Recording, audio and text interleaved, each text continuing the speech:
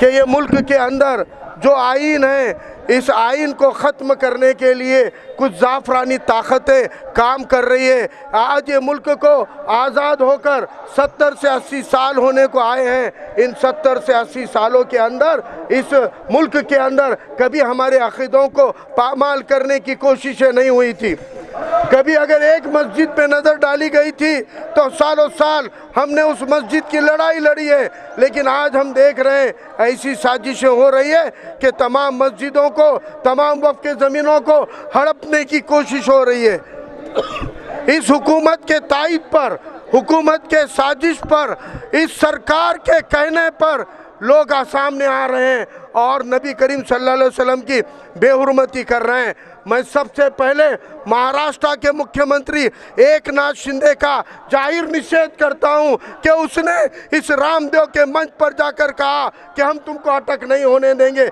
एकनाथ शिंदे, ये मुल्क तुम्हारे बाप की जागीर नहीं है, ये मुल्क आरएसएस की जागीर नहीं है, ये मुल्क तुम्हारे मर्जी से, दादागिरी, तानाशाही से नहीं चलेगा।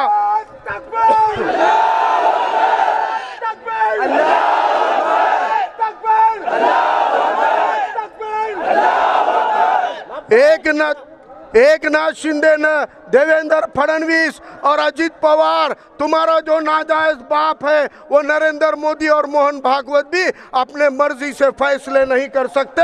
ये मुल्क आइन से बना हुआ मुल्क है और इस मुल्क का आइन हमारे अक़ीदों की, हमारे मस्जिदों की, हमारे हकूक़ों की हिफाजत का दावा करता है। अगर तुम इस आइन को, इस दस्तूर के हमारे हकूक़ों को तोड़ोगे तो याद रखो आज हम लोग जमहूरी तरीक़े से आपके इस दस्तूर के ऊपर एहतजाज कर रहे हैं। क्यों कर रहे हैं? क्योंकि जमहूरियत में बेहतरीन रास्ता एहतजाज है जो आपके जज्बे को, आपके जज्बात को बयान करता है। लेकिन अगर हुकूमतें संविधान विरोधी रामगिरी जैसे हरामियों को तायद करती होगी, संरक्षण करती होगी, तो हमारे हाथ में संविधान की बेड़ियां हैं। एक दिन जब ये मजबूरन संविधान की बेड़ियां हम तोड़ देंगे तो याद करो भारत के मुल्क की तारीख में भीमा कोरेगांव हुआ था, जहां पर 500 महार बटालियन ने 10,000 पेशवों को काट कर फेंका था। उस महार बटालियन के अंदर मुसलमान भी शरीक थे, बड़ी तादाद में मुसलमानों ने उस बटालियन में हिस्सा लिया था। अगर हमारे दीनी अक़ीदे पे हमारे को जानना चाहते हो तो ज़्यादा बात नहीं करूँगा। आपको मुसलमानों के तारीख को जानना है, नबी की बात करते हो, अरे हमारे दौर को याद करो कि हम वो हैं जो सिर्फ 313 वाले हैं। ये संविधान अगर आड़े नहीं आएगा तो हम बता सकते हैं।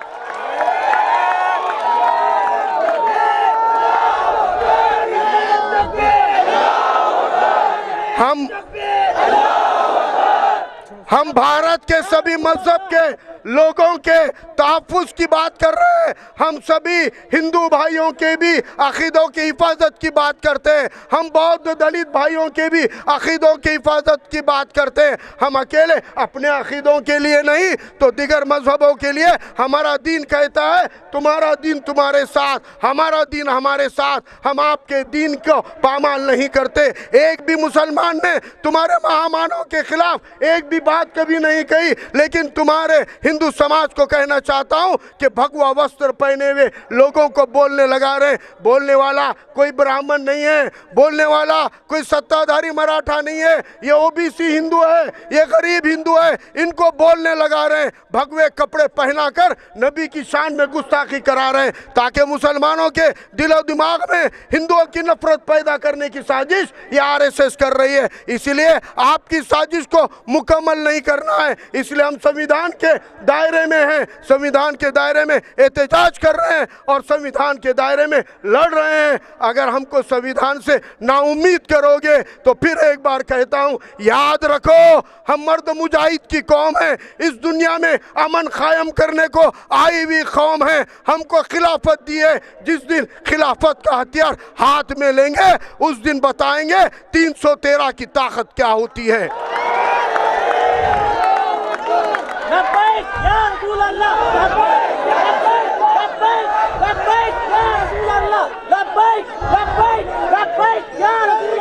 भाई ने दो तरीके तरीके बताए। एक तरीका रास्तों के एहतजाज का है, दूसरा तरीका कड़ा कानून बनाने का है। आपके नांदेड़ में सुनहरा मौका है, पार्लियामेंट की भी इलेक्शन है, अकेले नांदेड़ में पार्लियामेंट की भी इलेक्शन है, असेंबली की इलेक्शन है। जो कैंडिडेट मुसलमानों के वोटों की तवक्को करता है उसको बॉन्ड पर लिख कर देना पड़ेगा। चुन कर आने के बाद वो नबी करीम सल्लल्लाहु अलैहि वसल्लम के बेहुरमती के खिलाफ पैगंबर बिल पे आवाज उठाएगा। जो लिख कर देगा वही हमारे मोहल्लों में आएगा, जो लिख कर नहीं देगा। महाराष्ट्र के विधान परिषद में बिल पेश है, आज भी बिल जिंदा है। वह सिर्फ जरूरत है चंद ईमान वाले लोगों की, बेखौफ लोगों की, जो उस बिल को लागू करने की बात करे। आने वाले दिनों में रास्तों को आबाद किया, इंशाल्लाह असेंबली और पार्लियामेंट में भी ऐसे नुमाइंदे भेजेंगे जो हमारे नबी की शान में गुस्ताखी करने वालों को एट्रोसिटी से कड़क कानून बनाने की मांग करेंगे। इस उम्मीद के साथ जगा लेता हूँ। अल्लाह हाफिज। इनकलाब जिंदाबाद।